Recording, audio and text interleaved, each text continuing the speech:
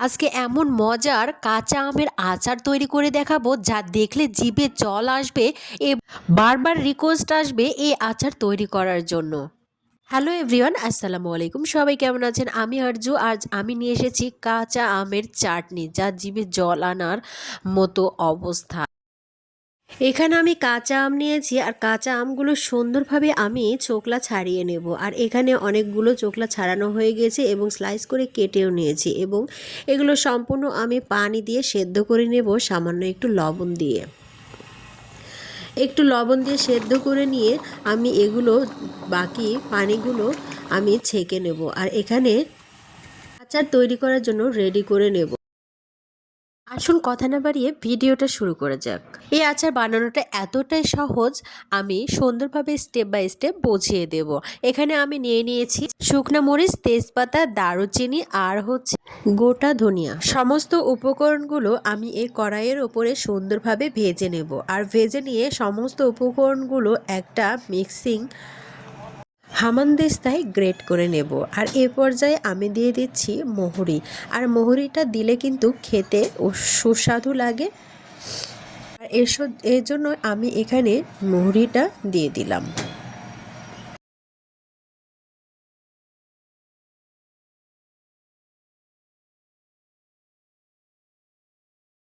আরও একটু ভালোভাবে নেড়েচেড়ে সুন্দরভাবে ভেজে নিয়ে এগুলোকে উঠিয়ে নিতে হবে। হামানদিস্তায় অনেক সুন্দরভাবে এগুলোকে গুঁড়ো করে নিতে হবে। আর এ পর্যায়ে আমি হামানদিস্তায় সুন্দরভাবে রসুনগুলো থেতো করে নিচ্ছি আর রসুনটায় দিতে হবে এই চাটনিতে। আর চাটনিতে এই রসুনটা দিলে কিন্তু খেতে অনেক ভালো লাগে এবং সুস্বাদু লাগে। কাঁচা আমের চাটনির প্রাণই হচ্ছে এই রসুন, আর এই রসুনটা দিলে কিন্তু অনেক ভালো লাগবে। শুকনো মরিচগুলো টেলে নেওয়া হয়ে গিয়েছে, এগুলো আমি একটা প্লেটে ঢেলে নিচ্ছি। একটু ঠান্ডা হয়ে গেলে আমি এগুলোকে গুঁড়ো করব। আর এ পর্যায়ে আমি একটা চুলায় ফ্রাই প্যান বসিয়ে দিয়েছি আর সেখানে আমি একটু সরিষার তেল দিয়ে দিলাম। আর সেখানে আমি হামানদিস্তায় বেটে নেওয়া রসুনগুলো সুন্দরভাবে এখানে দিয়ে দিলাম। দিয়ে সুন্দরভাবে নেড়ে চেড়ে আমি এগুলোকে একটু পোড়া পোড়া হয়ে যাবে তখনই আমগুলো আমি এখানে ঢেলে দেব। সেদ্ধ করে রাখা আমগুলো আমি সুন্দরভাবে এখানে ঢেলে দিলাম। এরপর অনেক সুন্দরভাবে নাড়াচাড়া করে এই পর্যায়ে আমি 1 কাপ চিনি এখানে অ্যাড করব। আমি স্বাদ মতো চিনি এখানে ব্যবহার করেছি, আপনারা চিনিটা বাড়িয়ে কমিয়ে নিতে পারেন। আর এখানে আমি অ্যাড করছি স্বাদ মতো লবণ। আর এ পর্যায়ে আমি অ্যাড করে দেব গুঁড়া মরিচ। ঝালের পরিমাণটা এখানে আমি 1 চামচে দিয়েছি। আর এখানে আমি হাফ চামচ গুঁড়া হলুদ দিয়ে দেব, কালারটা সুন্দর আসবে সেজন্য। আর এখানে সমস্ত উপকরণগুলো সুন্দরভাবে নাড়াচাড়া করে মিক্সড করে নিতে হবে।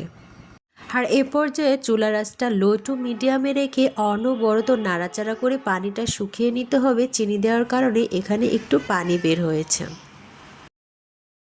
আর এখানে আমি দিয়ে দিচ্ছি কিছুটা দারুচিনি আর তেজপাতা দিয়ে সুন্দরভাবে আবারও নাড়াচাড়া করে আমি অনবরত নাড়াচাড়া করে এগুলোকে শুকিয়ে নেব। নাড়াচাড়া করতে করতে এখানে আমি একটু সিরকা দিয়ে দেব। আর সিরকাটা দিলে কিন্তু অনেক দিন যাবত এটা রাখা যায়। আর এটা আমি রাখবো না, কিন্তু টেস্ট হওয়ার জন্য সিরকাটা দিলাম। আর এখানে আমি সুন্দরভাবে নাড়াচাড়া করে নিয়ে একদম ঢাকনা দিয়ে একটু ঢেকে কিছুক্ষণের মতো রেখে দেব। আবারও ঢাকনাটা খুলে নাড়াচাড়া করে দিচ্ছি। দেখুন কতটা লোভনীয় এবং পারফেক্টভাবে আমার আচারগুলো তৈরি হয়ে যাচ্ছে। ভিডিওর এ পর্যন্ত যারা চলে এসেছেন, একটা লাইক দিতে ভুলে গিয়েছেন, অবশ্যই একটা লাইক দিয়ে পুরো ভিডিওটি স্টার্ট করার অনুরোধ রইল। আর নতুন যারা আমার চ্যানেলে অলরেডি চলে এসেছেন, অবশ্যই চ্যানেলটি সাবস্ক্রাইব করে দিয়ে পাশে থাকা বেল নোটিফিকেশন অল করে রাখবেন, তাহলে আমার নিত্য নতুন ভিডিওগুলো পৌঁছে যাবে সবার আগে আপনার কাছে। হামানদিস্তায় আমি এই মশলাগুলো সুন্দরভাবে এখানে বেটে নেব। আর এই মশলাটা দিলে কিন্তু আচারে অনেকটাই সুস্বাদু হয় এবং অনেক গুণ স্বাদ বাড়িয়ে দেয়। আর সেজন্য এই আচারের এই মশলাটা পারফেক্টলি তৈরি করলে ভালো লাগবে খেতে। আর এখানে বেটে নেওয়া হতেই আমার এই আচারগুলো সুন্দরভাবে শুকিয়ে গিয়েছে। পানি দেখুন কতটা লোভনীয় এবং পারফেক্টলি একটা কালার চলে এসেছে। আর এ পর্যায়ে আমি এই বেটে রাখা মশলাগুলো সুন্দরভাবে আমি 1.5 চামচ এখানে দিয়ে আর একটু নেড়ে চেড়ে নেব। এটার সাথে মিক্স করে দিলে এই আচারটা খেতে অনেক সুস্বাদু লাগে এবং অনেক সুন্দর একটা স্মেল আসে, ভালো লাগে খেতে।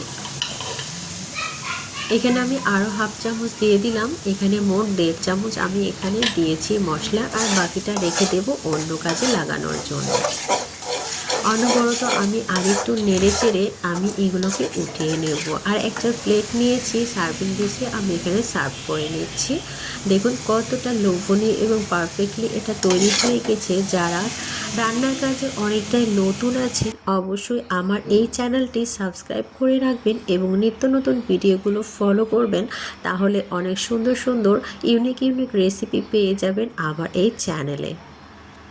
আমি এই টক মিষ্টির চাটনিটা আপনাদের কাছে কেমন লাগলো অবশ্যই কমেন্ট বক্সে জানাতে ভুলবেন না। আর কী ধরনের ভিডিও আপনারা দেখতে চান অবশ্যই কমেন্ট বক্সে জানাবেন। আর কিছুটা আমি মশলা ওপরে ছিটিয়ে দিচ্ছি, দেখতে অনেকটা লোভনীয় লাগবে এবং খেতেও ভালো লাগবে। কেমন লাগলো আপনাদের কাছে এই টক মিষ্টি আচার রেসিপিটি অবশ্যই কমেন্ট বক্সে জানাতে ভুলবেন না। সবাই ভালো থাকবেন, সুস্থ থাকবেন, সকলের সুস্বাস্থ্য কামনা করে এখানে বিদায় নিচ্ছি। আবারও দেখা হবে নেক্সট কোনো ভিডিওতে, নেক্সট কোনো রেসিপি নিয়ে, ইউনিক রেসিপি নিয়ে। সে পর্যন্ত সবাই ভালো থাকবেন এবং চ্যানেলটি সাবস্ক্রাইব করে রাখবেন, তাহলে নিত্য নতুন ভিডিওগুলো পৌঁছে যাবে আপনার কাছে। আর যদি ফেসবুক পেজ থেকে দেখেন অবশ্যই পেজটি ফলো দিয়ে রাখবেন। সবাই ভালো থাকবেন, আল্লাহ হাফেজ।